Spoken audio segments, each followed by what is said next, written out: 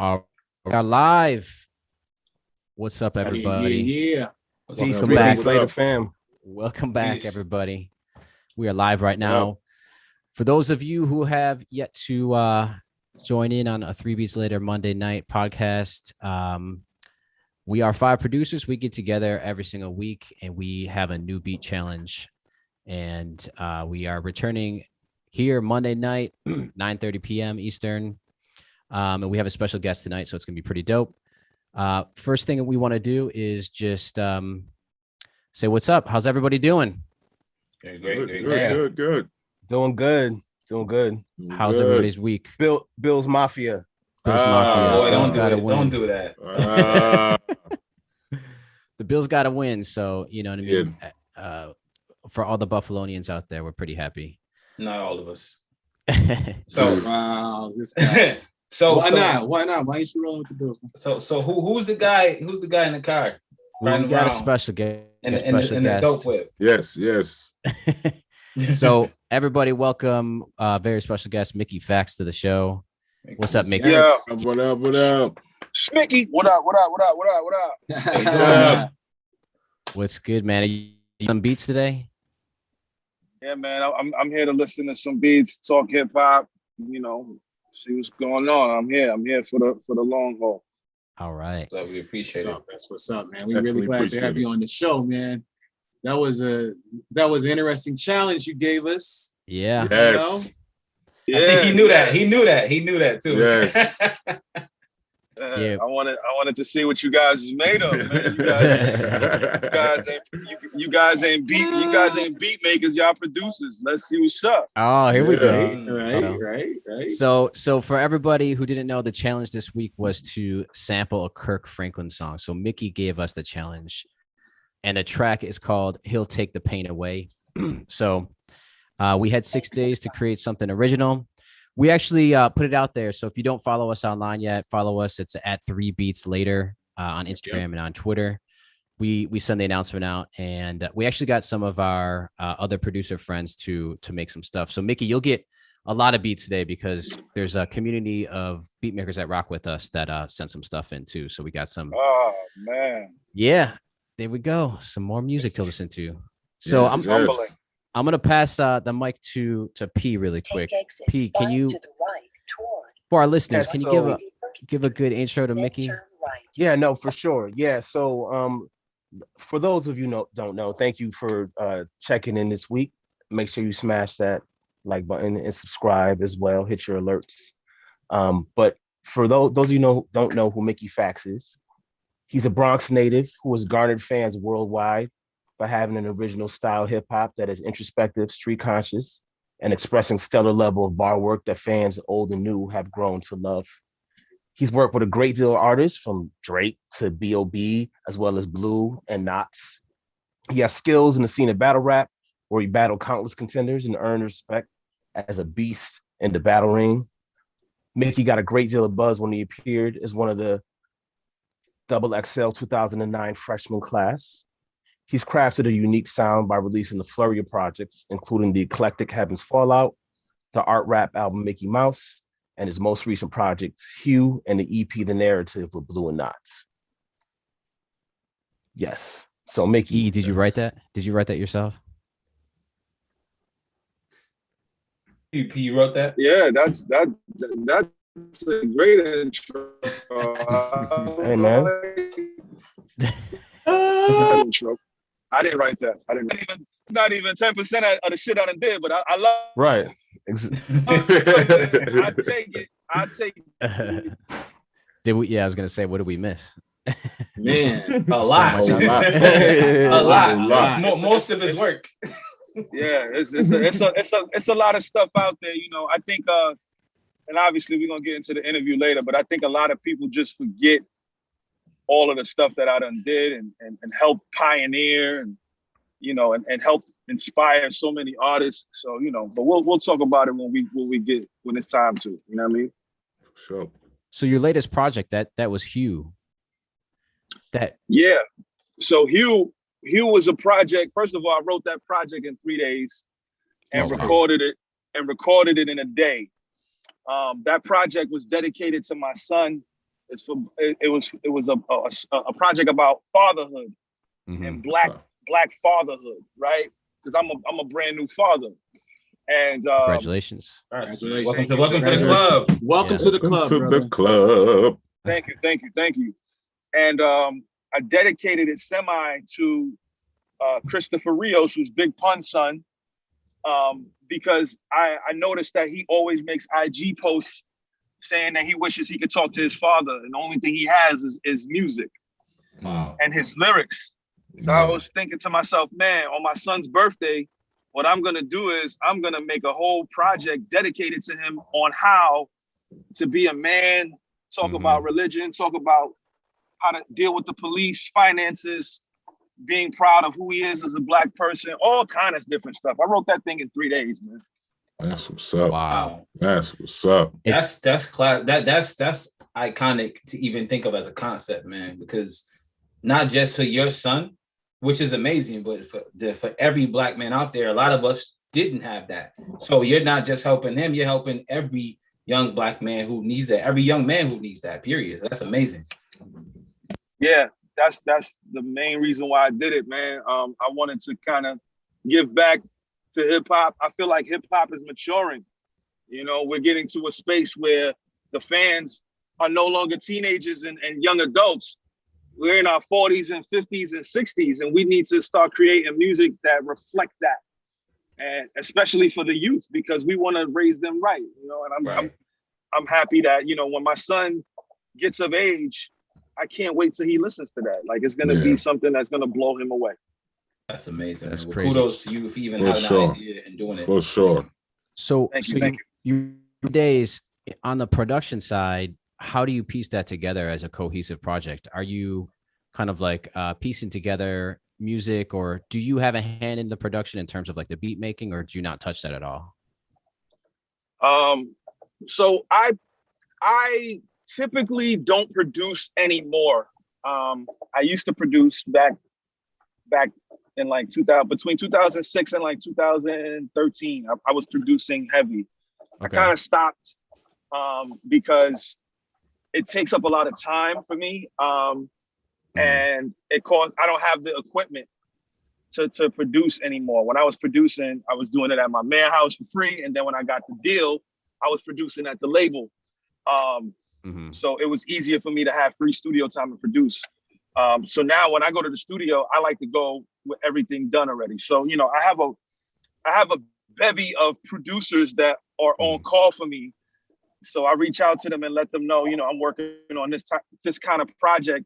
What do you have that can suffice for this? And most times, you know, they submit things, and I have a painter's mind. I as soon as I hear a beat, I know it's for me, and I live with it, right? Like, I treat these beats like I'm courting a woman.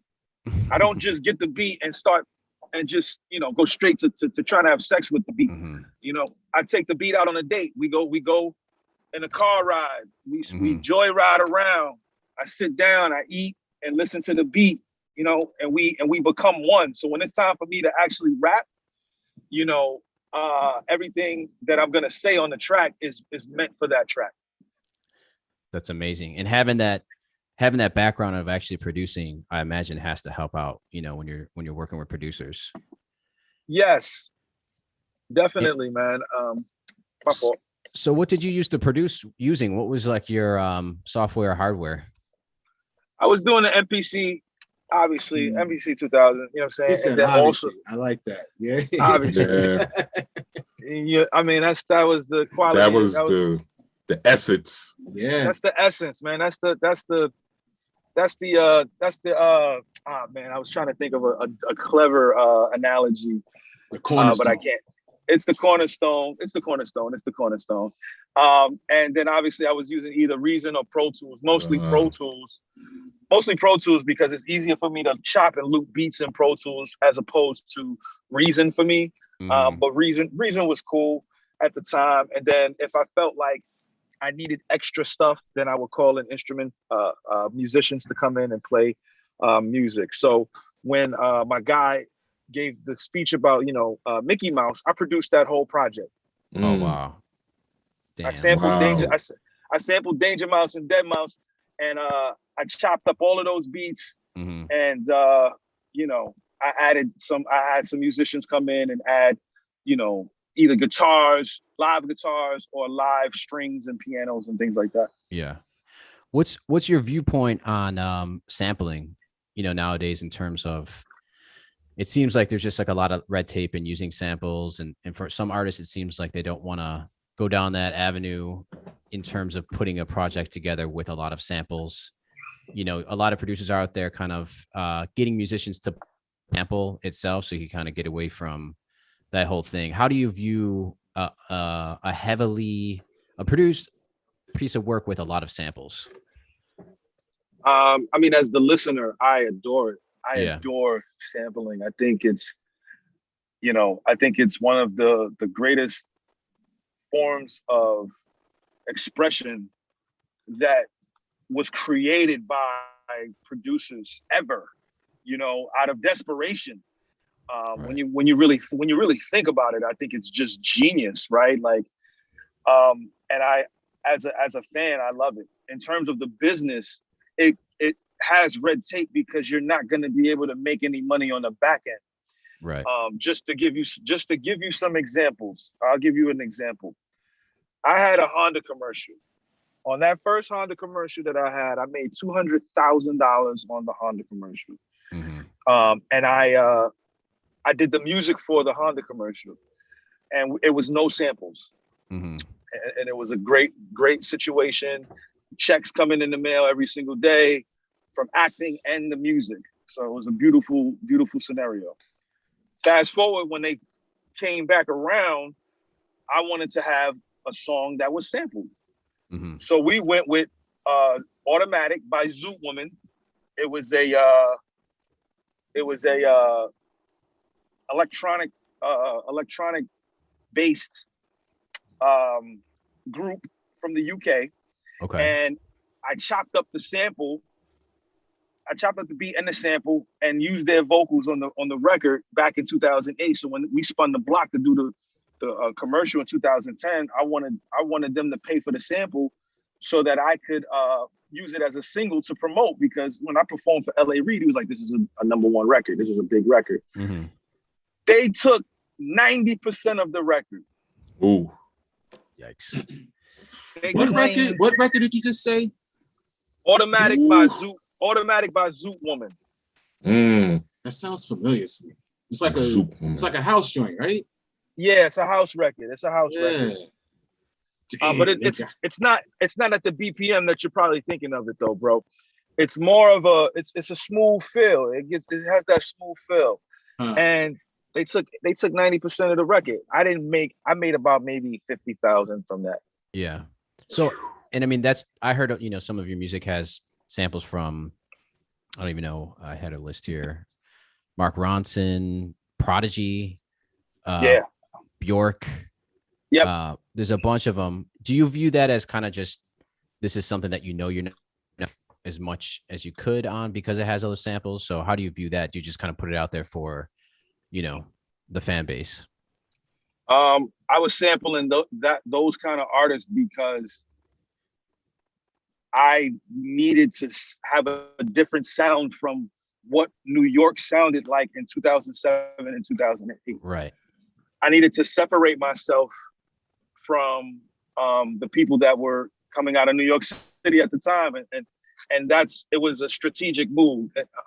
Shout out to those artists, right? Shout out to Papoose, Grav, Saigon.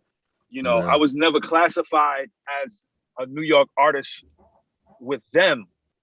I was more so connected to the Pharrells and the Cool Kids and the Lubes. I did that purposely because I didn't want to be pigeonholed into this box. So I was like, you know what? Let me sample Daft Punk in 2007. I did that before Ye. Right. You know, I was gonna say, Mickey, this is a good segue. Just because you know, I'm a big fan of that era of your career as well as that era of hip hop in general, which, you know, a lot of people refer to as the blog era, when there was a lot of websites that were, you know, just breaking young, hungry artists who had a creative edge. And you know, you probably don't remember, but I was a member of AOK Collective, and I remember when Fresh Daily first introduced me to Heaven's Fallout. And I remember sitting down with Fresh Daily, and he was like, "You got to check this cat named Mickey." And when I heard Heaven's Fallout, I was blown away because the records, just like you just said, you were rapping over stuff that nobody, not even in New York, just from a hip hop point of view, was rapping over. And it wasn't like it wasn't corny though. It was like, wow, you got bars that could easily go on a DJ Premier beat or, this other type of beat, but you chose to rap over that electro pop, synth pop type of records. And that really was really ahead of its time, because now that's kind of like the wave essentially. And you did that a long time before a lot of these other artists did it. So I guess the question that I want to ask you is that, being that you're rooted in like Bronx, original hip hop lyricism, how is it that you connected so strongly to, styles of music that don't necessarily come from hip hop? That's an amazing question. And I guess it's amazing because it's coming from producers. For me, it's the same feeling that you guys get when you're searching for that one soul sample that you feel like nobody's ever heard before, that one gospel record that you feel like nobody's ever heard before. And you just finding this one piece and it's like, wow, nobody's ever heard of this obscure group. And you feel like you've hit the gold mine. And that's what I was doing when I created Heaven's Fallout. The first record that came from Heaven's Fallout was Royce Cop, which was the Geico commercial. Yes. And it was like, everywhere I go, something to, you know what I'm saying? So I was like, yo, yeah. So my A&R at the time, he was like, yo, Mickey, this is something you need to rap over. This is dope. Yeah. You need to chop this up and rap over it. And I was like, I don't get it. He was like, trust me, if you do this, everybody's going to be like, who's that kid rapping over the Geico commercial? And he was right. And once he did that, I said, okay, well, let's continue to do this. Let's continue to find obscure music that nobody has ever rapped on and rap over it. And when I did that, it opened the floodgates. Fader, Pitchfork, you are Pharrell, everybody was like, who is this guy rapping over Daft Punk, rapping over the Academy, which was a rock group, rapping over Prodigy, like you said, and just taking all of these sounds that, Black artists from the Bronx weren't rapping over, and I made that conscious decision. It's one of the best decisions of my life, because it set a standard for people to say, okay, this guy is trying to do things differently, and we're gonna rock with him. That's what's up. That's so crazy. That's dope. That's that. crazy. I don't want to delay too much, but I just got one more question. I just recently found out that I'm going to be a father, and it's crazy. Woo! Because I was the only one in the circle who still wasn't a father yet. Everyone else is a father. This show should be called 3 Dads Later instead of right, exactly. And I listened to your project Hugh, which, as you already spoke about, it was a connection to your son. You wrote a record, and now you just said how you wrote that in like 3 days and recorded it in 1 day, which is even more crazier to me that you worked that fast. And you're setting a new standard for hip hop. Just being more mature, as you say. How do you think hip hop is going to change as the new music that is quote unquote new now is going to be old pretty soon? I mean, it's not too long before a lot of these trap rappers and these drill rappers are going to be considered old. How do you see the next generation of hip hop going, being that you yourself was someone who could see, the curve coming before and kind of, anticipate how hip hop was going to change? How do you see the next generation of hip hop changing? Oh man, these are incredible questions, man. Like your son, when your son decides to rap, like what wave is he gonna be on? That made the question even crazier. I I would hope that my son is as innovative as I am, or attempt to be as innovative as I am and be better than what I attempted to do. Sorry, man. I'm trying to rush to the hotel. I'm trying to rush to the hotel room. My phone is on like 5%, but I love this conversation. Yeah, I believe that there are gonna be some incredible artists that are gonna try and push the boundaries of music the same way, you know, I did, and the same way Kanye did. Obviously, you know, America and hip hop in general, and life is changing in general, right? Like, and people are just, you know, I don't know how much you guys follow like TikTok and how people are creating. People are doing incredible stuff, man. Like, people are making beats out of like the sounds in their kitchen, and they're just people are just exploring and attempting to do and find new sounds. And I feel like, and I apologize if it's loud. I feel like people are going to do, I don't know. I feel like new sounds are going to be created. The same way, I don't know if you guys are Marvel fans, but the same way I am, Tony. What? The same way Tony Stark created a new element. You know, I feel like these kids are gonna create new sounds, man. Yeah. Like, and it's gonna push the boundaries. And I feel like more and more genre blending music, right? Like, you know, Afrobeat. I would have never thought people would be rapping over Afrobeat. You know, Afrobeat is a thing now. Yeah, man. You might hear an Afrobeat in a minute. Yeah. You might hear Afrobeat. Yo, you know what I think the next step is? Odd times 60. That's the next step. 6'4", baby, 6'4". I'm gonna say odd, like 7, 8. 7. Yeah, getting weird. I got a quick question for you. Go E. Real quick.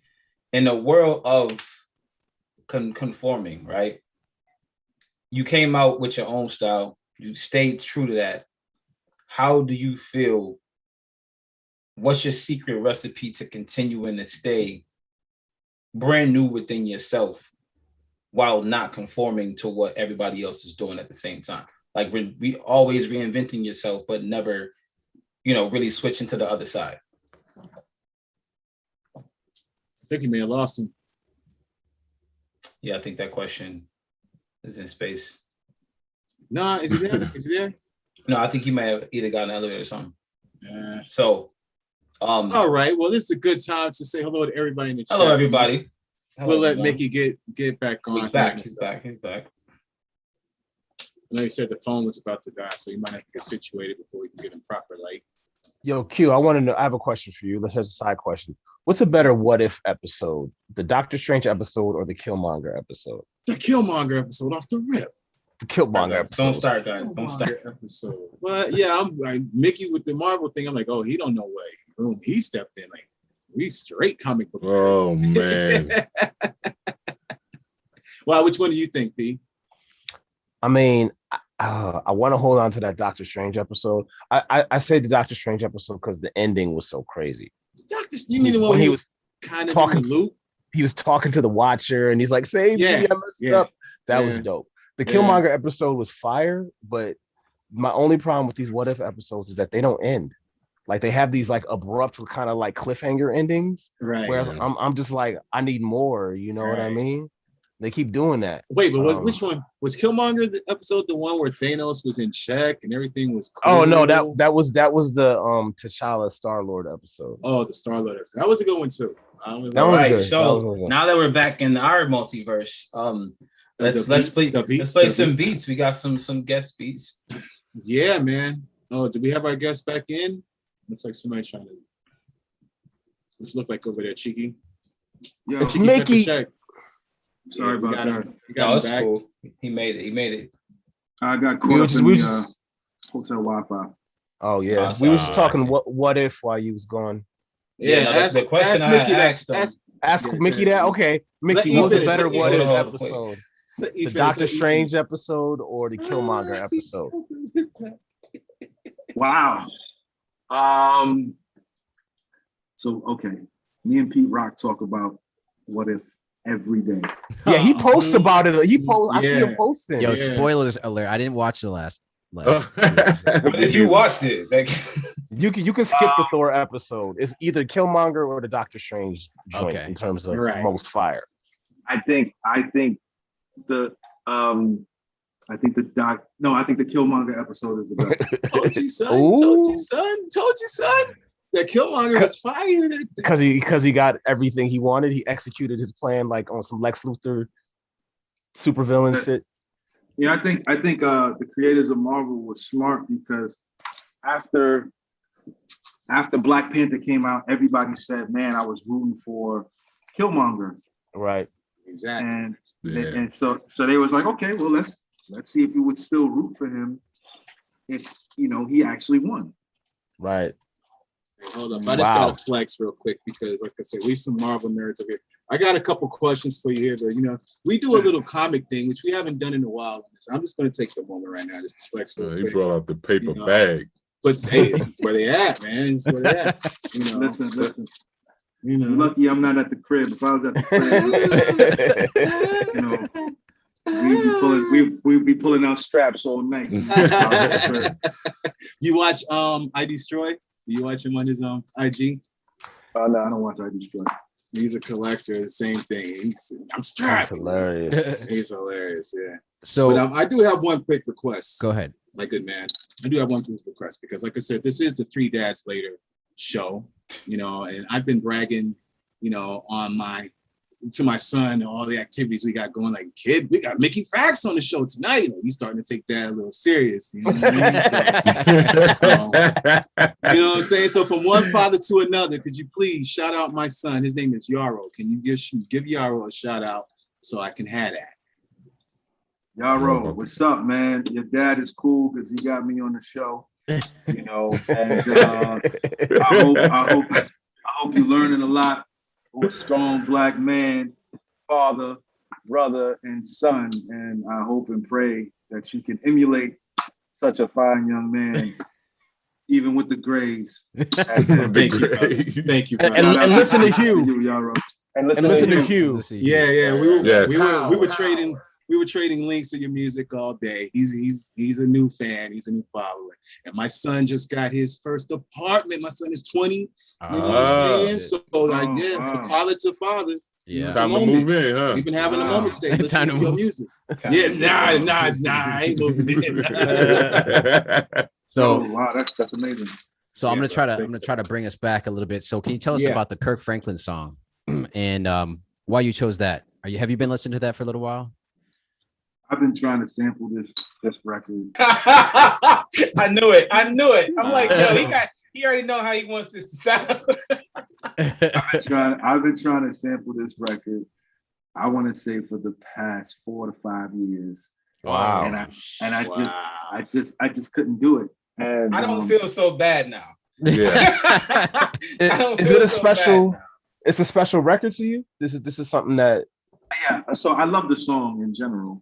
It's a very special record to me. I love the song, but at the end of the song, it's sample gold at the end of the song. Yeah, when it's just riffs, and you could just kind of take the riffs and just get real disrespectful with it. Mm-hmm. But I've never kind of been able to kind of find that pocket from my producer side. So when I was asked to submit a beat, I don't know if he remembers. I submitted it like this, a snap of the finger. Yo, I was like, Mickey was like, so wait, I could give you anything and you guys will go crazy. And I was like, yeah, anything. And within 3 seconds, it was. What made me realize that we were in for it is when he was like, yo, he sent over the track and he said, have at it. Yeah. I said, oh, damn. That means. Something went wrong somewhere else. Like I know. I dare you. It is a difficult song to chop up, to do whatever with, to be satisfied with it. It is a difficult song to be like, all right, I'm satisfied with this. I got like 9 beats later. It was tough. Yeah, we all had a challenge, but we're gonna jump into it. Now I'm mad that I sampled the beginning of the track and not the end. He said all the riffs was at the end. I'm like, dang. It's insane. Yo, it is crazy. It's definitely crazy. So let's get to it, guys. Let's jump into this. So let me get this up. So the way that we do things, no dummy spins. To keep it fair, is we spin a wheel. One dummy spin. We're gonna do one dummy spin just to make it fair. Guys. And we're gonna see who goes first. So this is a dummy spin. Q got the dummy spin, and this is official. This next producer is gonna share their track. And it lands on P. Whoa. All right. So P, Yo, share your screen. I haven't gone first, and it's been a minute since I've gone first. Yes. All right. Let's get it going. Let's get it going. I'm gonna mute up. The will gods has spoken. I will mute as well. P, do it. All right. I'm coming on right now. All right, y'all.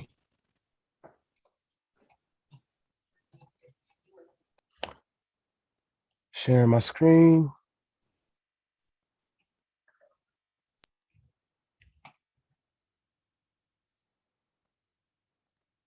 All right, we good to go. Here we go.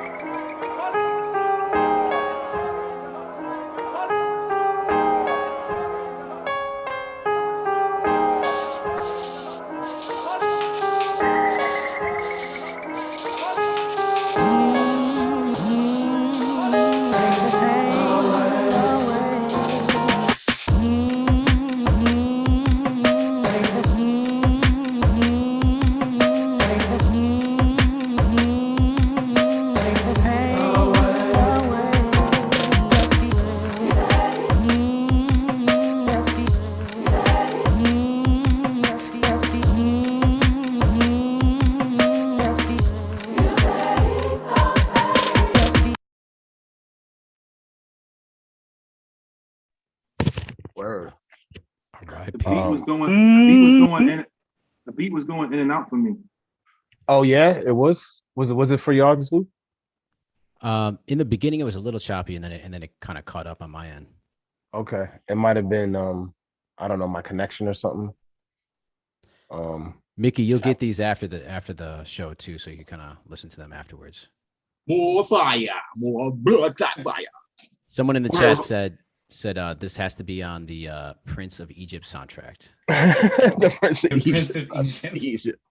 Jabba So I'm gonna spend like 60 seconds just breaking down what I did. I just broke it down into basically two different samples that I found. I'm gonna show y'all real quick. I had this first part of it, which was just like this piano, which was like the first section of it that I sampled. And this is a beautiful song, as Mickey said.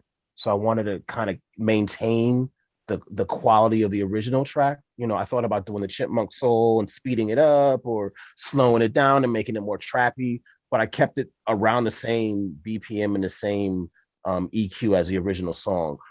Listening to Hugh, I know that Mickey is kind of like an expert at spitting bars over like introspective type beats. So I wanted to keep that beat open in that sense so that he could kind of like really, come up with a dope topic and get deep with it. So this was a simple chop that I started off with.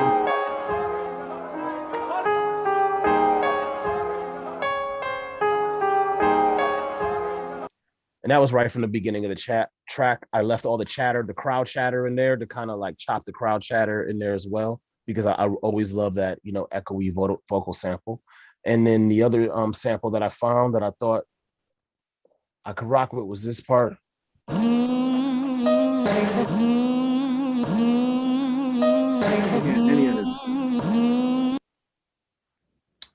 You can't hear it, Mickey? I can't hear the beat at all. Okay, can y'all hear? Oh wait, you know what? Are you on Zoom on your phone, right? Yes. You got to make sure you scroll over to the left where you can see the screen share. If you're not on that screen, you won't hear the audio. Oh yeah. I know what you're talking about. Like you're just seeing us right now. Our. Okay. Try it now. Okay.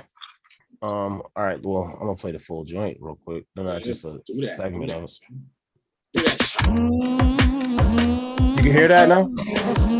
Yeah. Ah, okay. I mean, I feel like I should play my joint again. Do that, son. Run it back. I'm gonna just play it for like a minute. I'm not gonna play the whole joint. Run it back, Turbo. I was about to say that.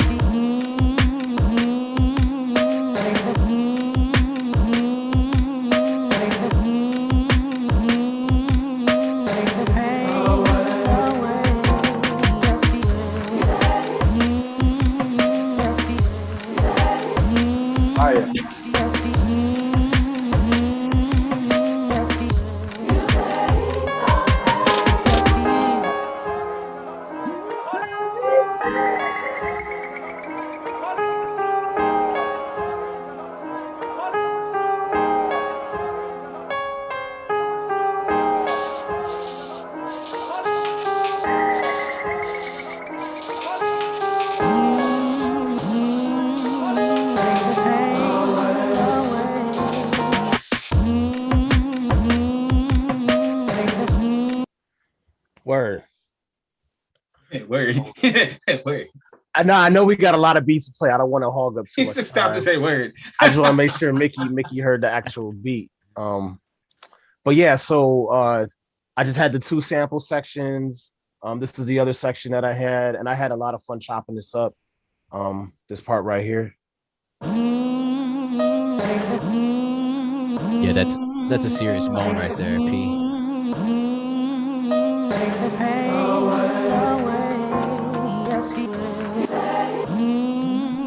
So and just added the drums to it.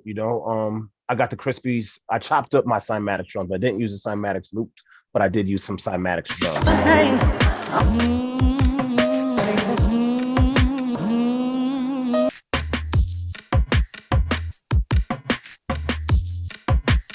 And that's about it, yo. Nice, man. Thank you. Appreciate it. Nice. Thanks for sending over the sample, Mickey. It was a good one. Oh yeah, this is me joining the room as from my laptop. Okay. I'm let you in right now. I'm gonna jump out of this joint from the phone. Okay. I just admitted you.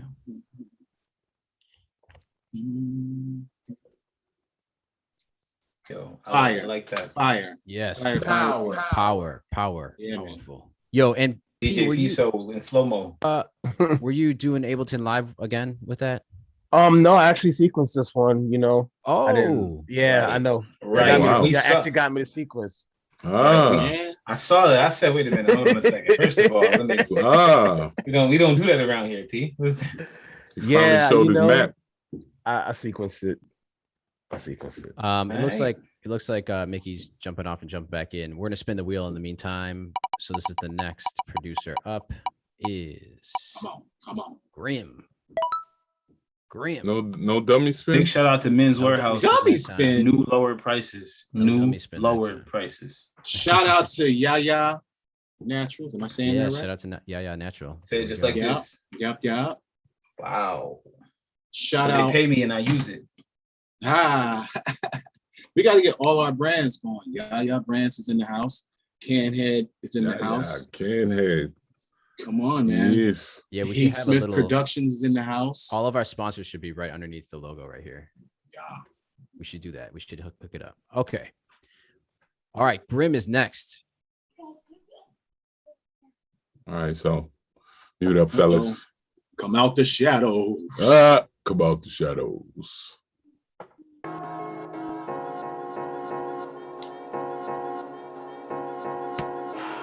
I'm just gonna unmute just to say already this guy. Here he comes, bro. Here comes that.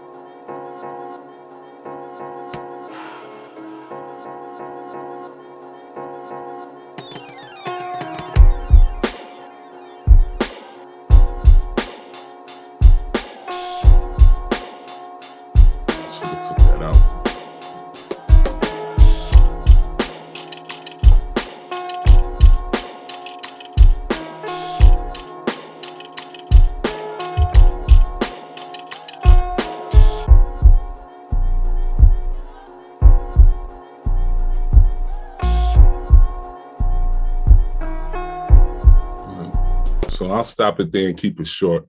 So can you guys hear me? Yeah. Yeah. What I did is I did like four different sessions with the sample.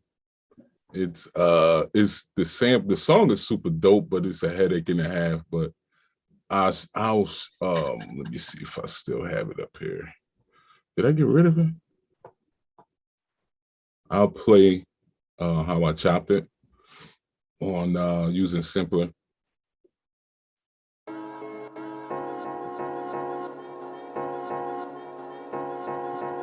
show you where I did it. The beginning piano part. And as I was sampling, I heard I think one of the singers in the background saying sing along. So I just focused on that and just try to, give a little bounce to the sample, added precise to it. I experimented. I put DS 10 drums on it just to see if I can make it pop a little bit more. Actually helped. So, I left it on there with the mix down. And with the drums, I just used the kick.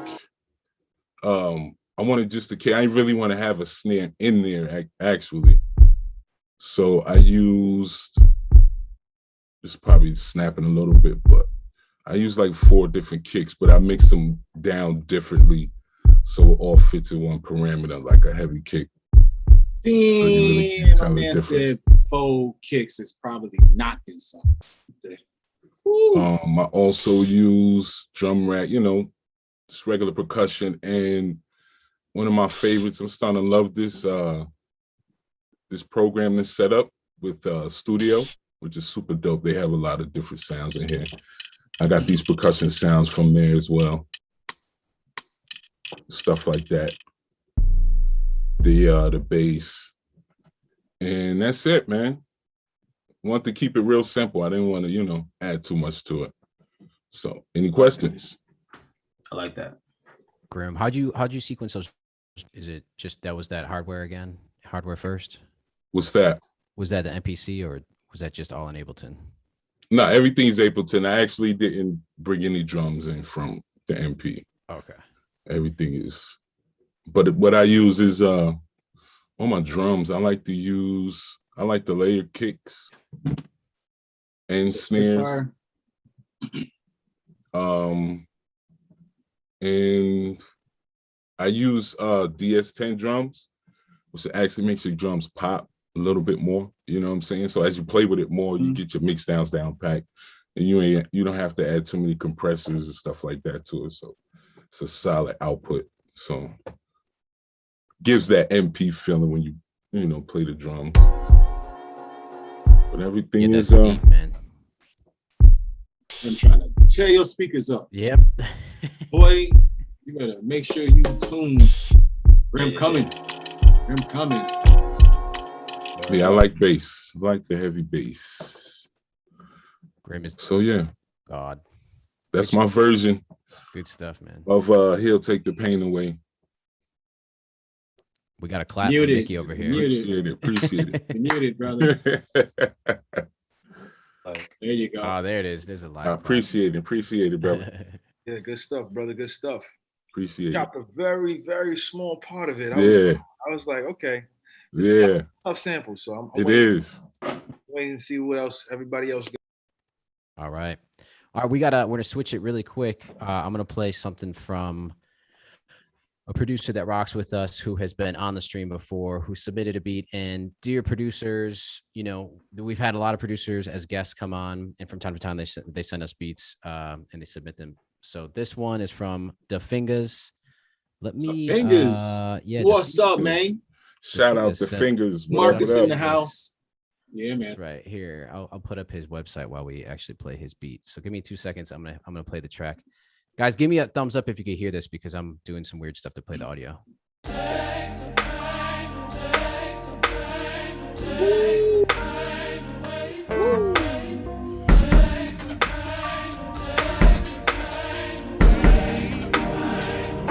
And the fingers on the beat.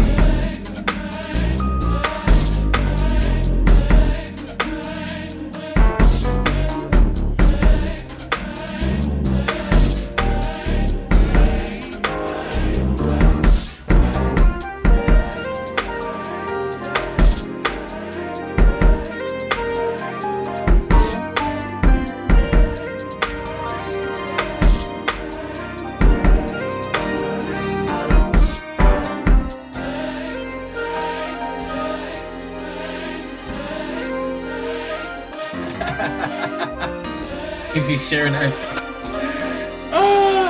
We're in the Matrix Why are you sharing us? I like that though. That's crazy. I've never seen this tweet before. We all look bad. No. I'm like, there you go. There you go.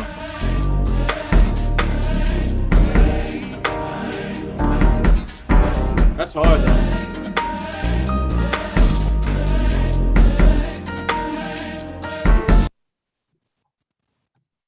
Man, that's all we get. That's all you get. That's all we get. Yes. Okay. Shout out to Marcus. Is Marcus still in the chat? I need to flip that. He should be in there, yeah. Fire. Shout out to everybody in the chat, man. We got a lot of people in a lot of our homies. Yeah, we got a lot of.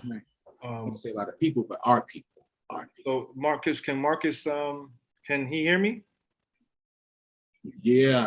Let me get over here and see. I'm supposed to be a chat moderator. My bad. Hold on. The fingers on the beat. The fingers. Can you hear us right now? Yeah. He's commenting. Okay, cool. Yeah, I mean, yo, great. I wanted to know if he added anything to it. It sounds like he might have added some bass line to that, right? Like some. The fingers is nice with the keys. He's known for that. Yeah. And he's one of those that you were talking earlier about, like just techniques and the way people produce. Like Marcus will produce on a phone, on an iPad. He might have made this beat on an iPad. Yeah. I'm waiting for his answer. He said bass, keys, strings. Yeah, I heard all of that, man. Yo, Marcus, good stuff, man. I love that you took the sample and then you added your own flavor to it. You know, it definitely reminded me of some Dre vibes, because that's what Dre used to do back in the days. You know, he didn't just sample, you know what I'm saying, the funk legends. He was gonna add that wild synth and that wild Compton vibe to it to make you know that this is from LA. So I really appreciate what you were doing with that. It added a little bit more soul to that. Let's go to the next joint. Word. Right. All right. Next joint. Here we go. Thanks to Fingers. Sorry, we're cutting these kind of short now because we hit an hour right now. So Yeah. Try to be pretty quick with the next ones. All right. We're spinning the wheel. The next person is Q. Your beat. Man. All right. This confession time. I didn't make a beat. Okay. Well, what had happened was when OGs get their hands on new technology, I don't know, brother. I never made this mistake in my life, but I went to save my damn session, jumped in between sessions to find VSTs, and I hit no instead of yes to save, and bruh, it was gone. You believe in magic? So what do you have though? Because it sounds like you have something, and I thought you had something. Well, I always got something because I can't come to the party empty-handed, But I just decided I'm a little upset with Ableton right now, And as a DJ who's been DJing for years, I want to say real quick, Mickey, have you ever performed at the Terrace in Pasadena? Does that place sound familiar to you? Did we lose him? Oh, he's muted. Well, we'll come back to that later. The where?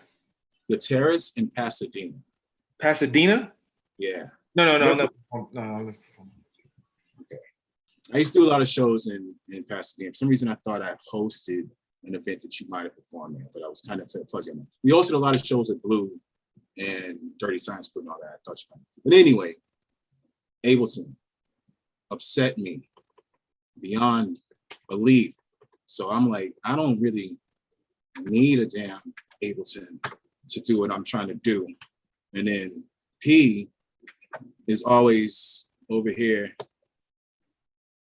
doing stuff live. So I'm like, I'm gonna get back into DJ mode. Y'all ain't gonna be the only ones out here, upstaging the OG. So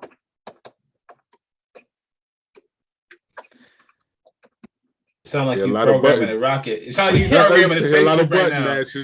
This is what you hear, the buttons. Sound like he's trying to take us out of space. Y'all hear any music? Oh, man. No, we hear nothing. You're joking. No, You're joking. Y'all are missing all this turntable action right here. Hold up. Come back to me later. Let me see if I can get this. Okay, we're gonna come back. Classic Q line. Yo, come back later. Come back later. Okay. We will come back later. Next caller is come back to me later. Oh boy. Here we He go. said, "Come back to me later." Okay, it's me. Let me share this. All right, I'm gonna play it. I'm gonna hit mute. So just give me a thumbs up if you can hear the audio because you know how it is sometimes. So I'm gonna.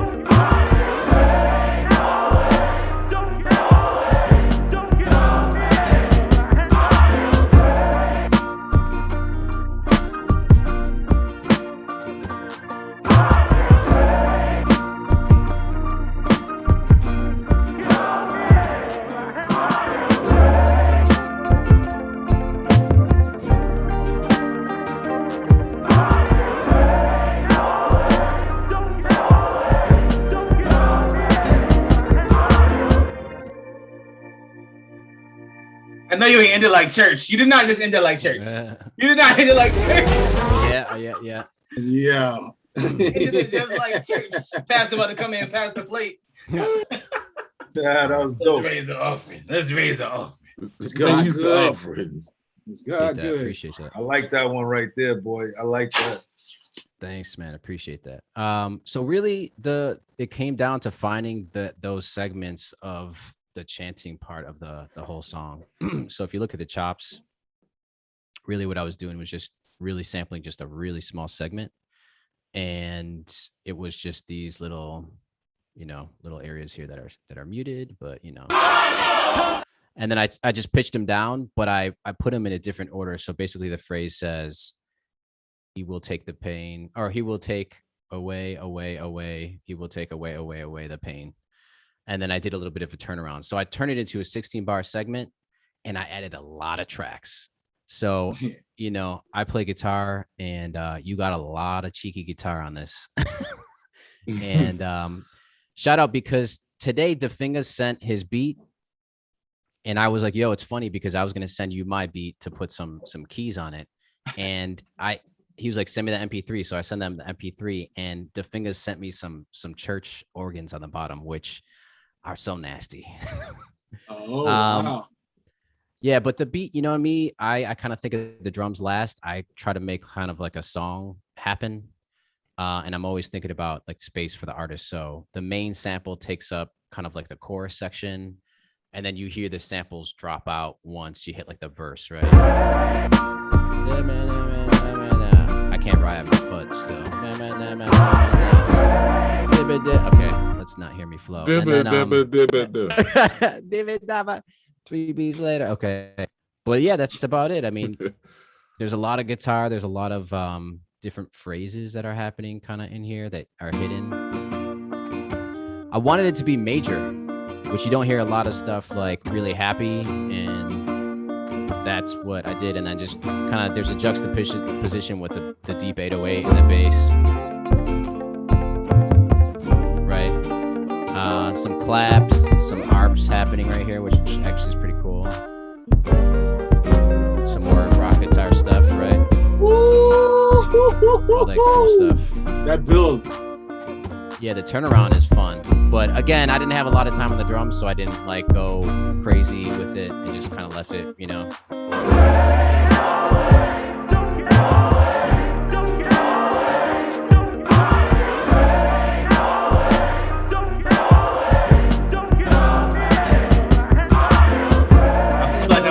church in Atlanta right now. Like,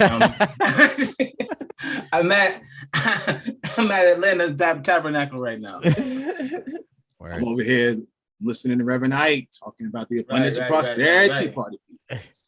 All right. I like that turnaround.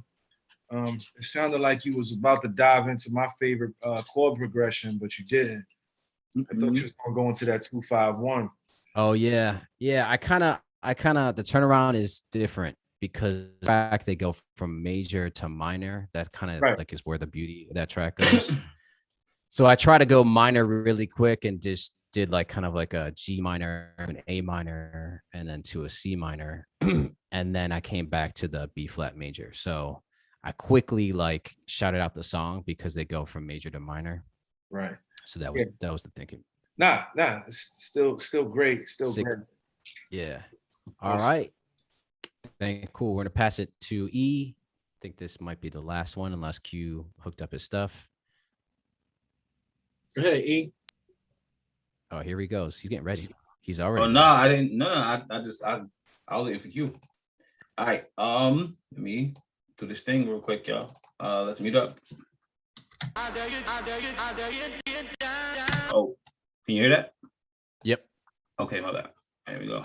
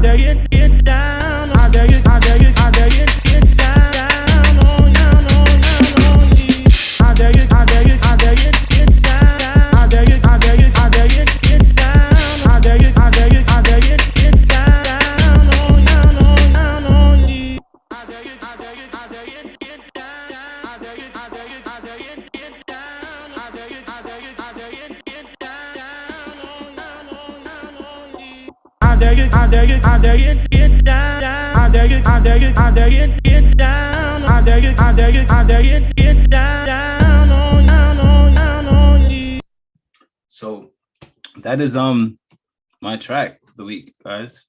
And as you can tell, I sampled the guy talking. So I'll just play that real quick, break that down, keep it simple. But this track was very interesting to sample. I have made like 7 beats. And this was the one that I actually was like, yo, you know what? If I was to rap, I would want to rap to this beat. So I played this beat, but I'm gonna play like where I got it from. So here we are. I dare you, get down. I dare you, get down. I dare you, get down on you. So I grabbed this sample and where the guy is talking.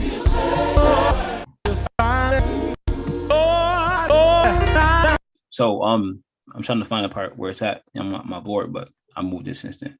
But yeah, so that's what I did. I just grabbed that part where he was just saying, I tell the Lord, just get down on your knees and pray. And I'm like, you know what? This could go any way with that vocal sample. So I'm like, you know what? Let me just let people do what they want. Like it could be like, yo, listen, you should pray. You could pray. You need to pray. It's about to go down. You probably should pray right now because it's, you know what I mean? Like, but whatever. So that was a track for me. So nice, man. Education on the beat.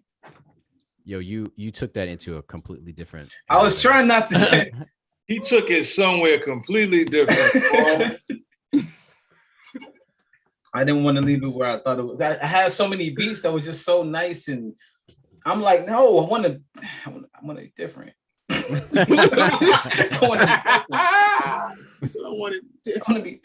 It came from I want different. Yeah, that was all right. That was, this was it for a week. Is it my turn? Let me try this one more time. If you got your stuff, man. Look, I'm just gonna have to flip to the Ableton backup. Let me see if this works because I wanted to do this live. You know, he inspired me with. He normally does live drops and edits when it's his turn, and I'm supposed to be the DJ of the crew with the controller, and I never do nothing live. So I was trying to break that, but maybe next time. Let me see if you guys hear this. Start off a little slow. Y'all hearing that? We hear it. This was my little DJ version. This is all on this controllers. This isn't a beat per se.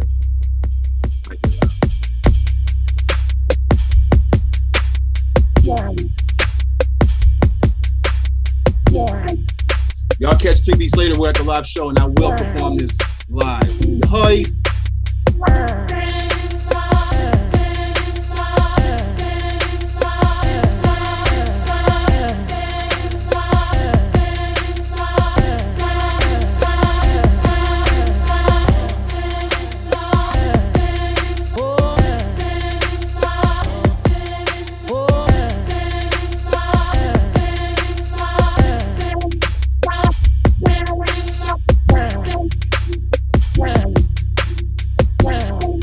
Pretty simple. I'm just hitting the buttons on the controller and doing the live phase. Nothing new.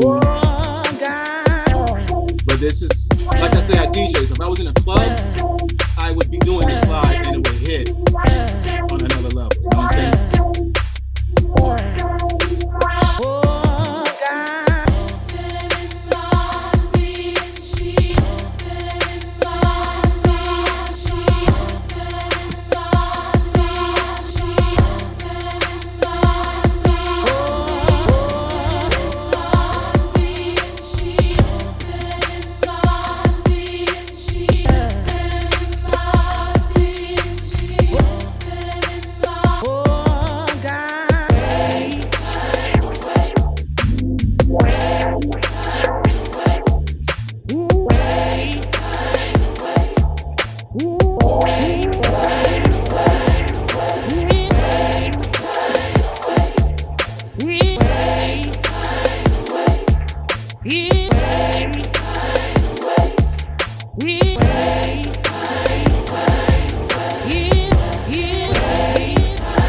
That's a mistake, bro.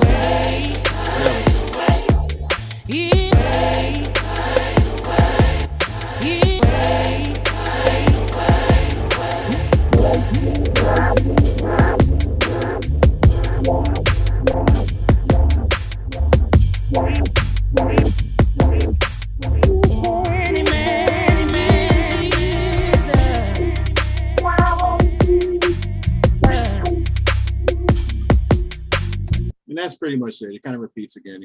Has a little dramatic exit, but you get the vibe. Again, live, that I just feel like that would have felt a lot better. Yeah, vibes, man. Yeah, that's it. And that's only because the dog ate my homework for real. So, hope y'all enjoy. The dog ate my Ableton. Hey, baby, that's the dog's name. Oh man. Okay. All right. So, well, that's it. That's it for all the beats, man. Yeah. Those are the flips. Wow. So I was expecting you guys to definitely take from the outro. I'm really shocked that nobody took from the outro. The outro. I have samples on the outro on this controller, which I can't play for you, but I only have one. To be honest with you, That's you're right. That's where the gold is at. The gold is in the outro. Yeah. So everybody did well. First of all, you wanna know why? Here's the reason why I think why, because producers are impatient and we grab the first thing that we hear.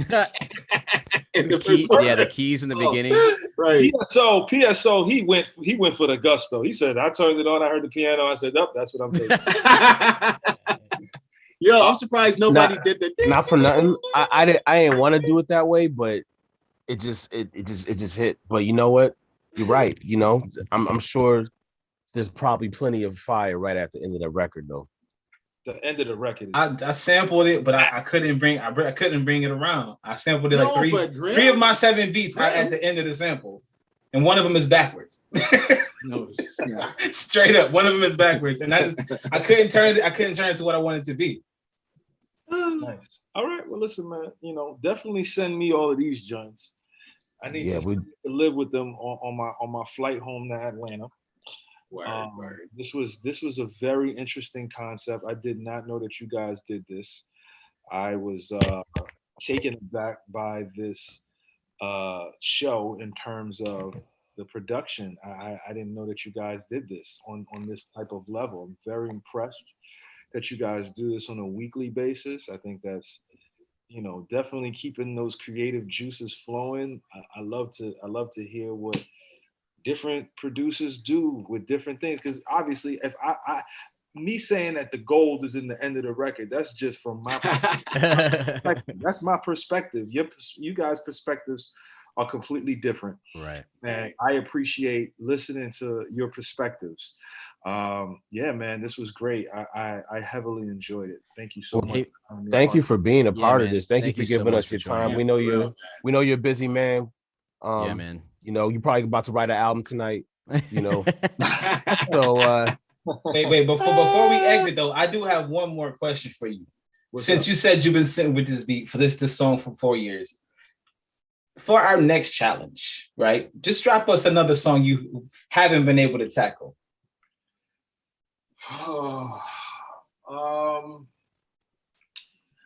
I'm scared though. I'm scared too, but I think that yeah, because the glasses off, it's about to get real. Right. If he pulls it's about to be Prince Adore or something like. There's this Earth, Wind, and Fire sample. Oh, here we go. Hold on, let me find it. You know what? Don't give it to them. Give it to us in the DM because they're gonna try to take our show. Let's get it. We let all of our producer friends know what the challenge. Yo, there's a producer in the chat room right now that'll have a beat done in 30 seconds. After he's gonna yo.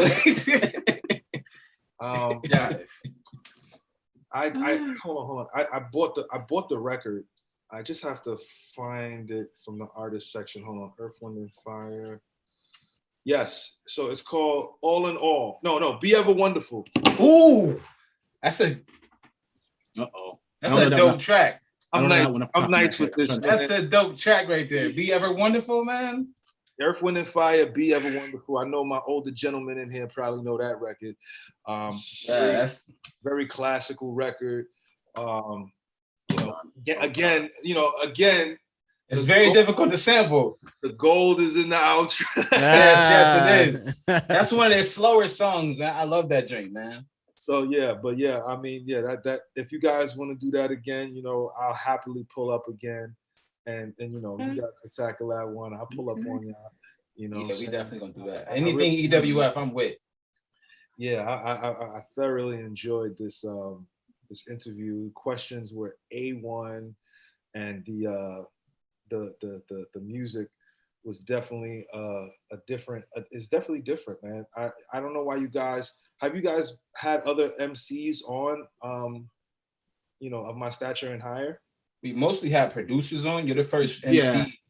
We've been interviewing producers for some strange reason. I'm not the first MC. Because y'all had that wild nigga.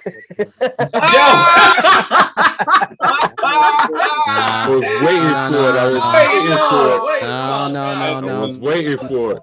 Wait, you were real with Mickey. Thank you, brother. Hold on. I ain't gonna say nothing. See how he massaged it in, though. I'm gonna defend myself. Hold on. I was gone that week. I came back. I'm like, how dare y'all?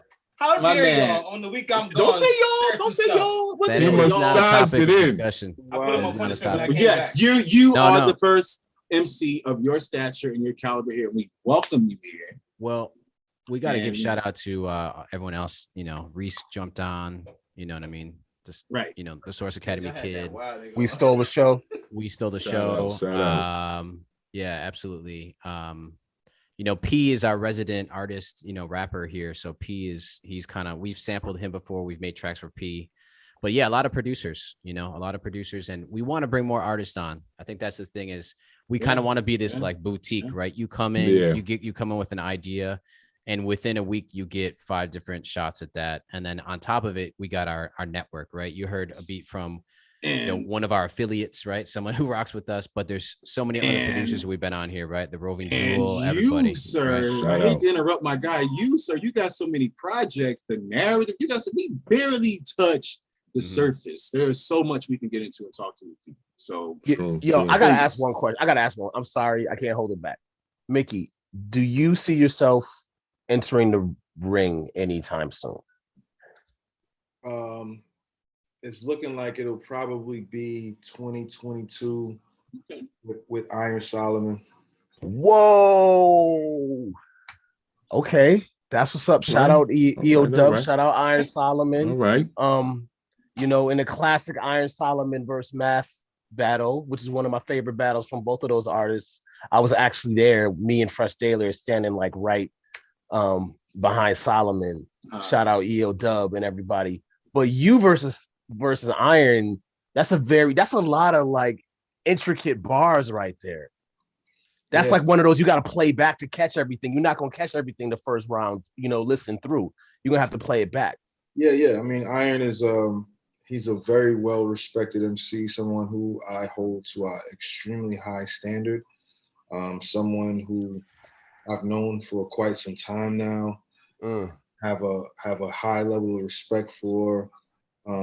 And that would be my last one. I don't think I want to venture into that realm too tough anymore. Yeah. But he'll be the last person I see on that forefront. What makes that the last round for you? It's not something that I want to constantly and continuously do. And I just have my bucket list of wanting to touch every league, and RBE and the staff over there. That's the last place I want to go. Okay. And I think Iron Solomon is a legend. For sure. A very formidable opponent. And it's just a matter of making it happen whenever he's ready. Okay. Well, I look forward to that for sure. Thank you. Yeah, man. We will definitely keep you posted, because I'm in Earth, Wind, and Fire is my joint. So I'm starting on that tonight. Like, so we definitely gonna have you back whenever you ready for that right there. Another Zoom meeting later. What happened to the Zoom meeting last night, actually, y'all? So we'll have our Clubhouse. We'll talk about whenever you're down to come back, and if you end up getting your hands on some equipment and you want to drop a beat of your own for that sample, or even a bar, or that's what we've been doing with artists, is they'll send us, or actually producers, they send us tracks. So if you have something laying around, just some vocals or something like that, we can take that, flip it, or put a beat behind it or whatever. So that's another option. But I will say, go ahead. The last thing I produced fully was my wife's poetry project. That came out on my son's birthday too. It was a dedication from her to him. Wow. And I got back into producing for that, and that was the last time I produced anything. And now this Be Ever Wonderful record, that's it's on the same plateau with He'll Take the Pain Away. It's something it's been in the folder. I got a folder of all kind of samples that I want to get into. I just haven't had the chance to. But that's number 2 on my list after He'll Take the Pain. Oh man. That's dope. I'm honored to have that, because now I really want to sit with that a little bit. They know how I am. I jump in Zoom right now. I'll be like, yo, let's go. Excited. Yo, I'm very excited. It's Earth, Wind, and Fire, and it's a challenge. It don't get no better than that. Yeah. Shout out to you, Mickey, for incorporating your family into your music that way. Like, with your wife. For sure. That definitely shows another level of artistry. Yeah, we could talk about Hugh for an hour as well, but I don't think we had that much time. Where can we check out that poetry album though? Is it available? Yeah, so the poetry album is available on iTunes. You can't search for it. It's in the iTunes store. It's on. I don't know if it's on Apple. Is it on Apple Music? I think it's on Apple Music, but you can't search for it. It's weird how you have to find it. It's under the spoken word poetry section.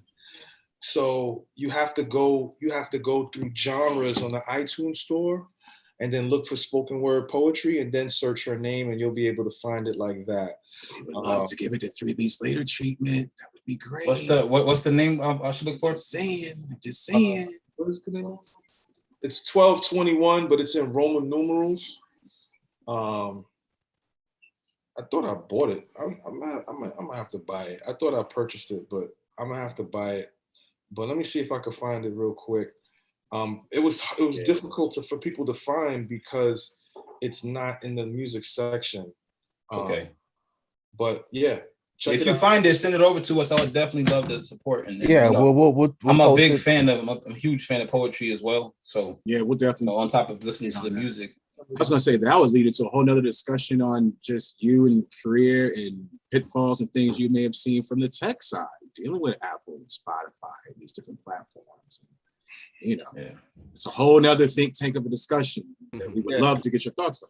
Yeah, we obviously this is one of those things where we could have long conversations and dialogue about so many different things. I'm definitely down to have these type of conversations. As soon as I get this link from the missus, I'm gonna forward this over to y'all. Please do. Thank you. Sure. 8 records, and some of those beats on there, I they were in the folder. So you tackled some of them joints? I did. Oh, okay. Now I really gotta hear it. Yeah, I thought I don't know, I was confused. I thought when we first got this, I was like, is he making a beat? Nicky's making beats again? Damn, son. I thought we had exclusive. Hopefully. I call any sample I can't sample to Shelby. Like on Gone in 60 Seconds, the car he couldn't drive to the end. I call them my Shelby's. Right. Like Another Star by Stevie Wonder is one of my Shelby's. I rapped over Another Star. Are you serious? Yes. You know what? I'm about to follow you right now. I follow you already, but I'm about to message you so you can send that to me. I need the link to that joint right there. Yeah. I'll send that. I'll send her project over. I definitely rapped over Another Star. That was one of those situations. I was in the club. I remember being in the club back in 2008, and the DJ put Another Star on, and it felt like the record never ended. It's 8 minutes long. And I was like, it's 8 minutes long. Yeah. I remember hearing that. I was like, I'm gonna rap over that. I'm gonna chop this up and rap. That is crazy. And looped it. I looped it, rapped over it, kept the la la la's and oh my goodness. I just followed you. Please send that link to me whenever you get a chance, man, because that's one of that's my favorite workout song, honestly. Really? Yo, it's 8 minutes long. You can almost get a full mile into it. I want to say we've had discussions about Earth, Wind, and Fire. It's just straight up one of my favorite songs. Like I'm Earth, Wind, and Fire. No, that's Stevie. That's Stevie. Yeah, that's Stevie. You can't go wrong. Another Star. That's Songs in the Key of Life album, man. Yep. That's one of his mini 7-minute songs off that album. Yeah, I'm looking for it right now. I have it on Apple Music because I'm able to get away with putting stuff like that up. So I'm gonna send it over to you. Cool, man. It's Emery. I think it's IME McMillan on IG. I just followed you on there. But yo, that man. Yeah. Ooh, come on. Yeah. Yeah, I rapped over this, man.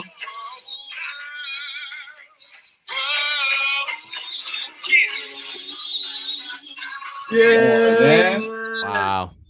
Yeah, please send that to me, man. I need that bad. Wow. I appreciate it, man. I appreciate that so much. But I'm gonna get on that Earth, Wind, and Fire. They're gonna get on it too. They don't think they are, but I'm gonna make sure they get on it. They're gonna get on this. I'm gonna hold a council meeting and make them sample "Be Ever Wonderful" because it's a dope song anyway. So yeah, we're gonna invite you back when we do that. Yeah, we should. Yeah, Mickey, we'll reach out to you to see when you're available. It'd be great to have you come on as much as you want. You could use us as your little boutique here. We'll get you beats, whatever you're thinking about, the impossible samples. But I got the series. Mickey Factz presents the impossible samples. Yo, Jai, we should do that. You should just give us all the stuff you get. Yeah. Real quick, 2 announcements. One is everybody. I don't know if you're drinking anything, but you got to raise it. Yeah, man. We didn't do our toast. Wait. Listen to me. Because P had an important announcement earlier in the show. And this is the first time I think he probably announced it on the show. But congrats, P, Congrats, yeah. For the baby on the way, man. That's man. Shea butter, baby. Thank you. Welcome to the club. Be a great father. You, y'all. Appreciate that. Play Hugh as much as you can. Listen. It's nothing but knowledge Power. Power. Can I get one? Knowledge on it. Hold on. Wait, yeah, here it is. Hold on. Wait. Hold on. Hey, Mickey, that song, The Altar? Yes. Yeah. Do it, Chicky. Power. There it is. Oh, Straight man. for you. No, Yeah, the joint, fire. the joint with Novel. That was Yeah. all facts. I mean, Yeah, man. Yeah. And another so the other announcement is I believe we have Liquid Styles as a guest. Yes. Confirm the date. I think that's going to be next Monday. But we're going to confirm. If not, we're going to have another challenge. We'll tell everybody about it on our Instagram and Twitter. And Mickey, what should we listen for? Any of your projects? Anything you want to shout out before we wrap it? Yeah, I got a couple projects on the way. Obviously, the narrative with Blue and Knots. Yeah. It's out currently, so if you guys could go get that, that'd be greatly appreciated. Before the year is over, I'm probably drop a project, around Christmas time, with my guy Illegal from. He's a producer from the West Coast. We got we putting this thing together. It's coming along really dope. That'll be out in December, and then next year we hitting y'all over the head with Mickey Mouse 2. With I'm doing a project with Crisis. It's a whole concept project that is absolutely bonkers. Me and Pete Rock have a concept album dropping next year. Dang. Yeah, we working, man. It's a lot of stuff trying to push the boundaries of hip hop, man. Wow. Well, keep that. That's exactly what it sounds like you're doing, man. Because it's stuff like that let me lock in. Like they know me. I don't really like rap. I like hip hop. Yeah, good. You know what I'm saying? I don't say like, oh, you hear that drink? Nah, I don't like that. I like hip hop. I like when I can really get a message from something. So, well, listen, you're gonna get a message from another star tonight. It's in your DM. I got it right here. As soon as I get off here, I'm checking that joint out, man. You don't know what you started. Watch it. He's gonna be DMing in about 10 minutes. My daughter, as soon as that song comes on, my daughter just start with the la la's. It just go through the whole song for 8 minutes, man. We go crazy. Cheeky cut the check. Yeah. But I appreciate that, man. We will definitely talk to you soon and have you back, man. Appreciate you so much. Thanks Thank a lot. God for having me on here. I appreciate you guys. Love you about it. All right. Yo, thanks so much, Mickey. Thanks a lot. Appreciate Peace, it, everybody. Have a good rest of the week.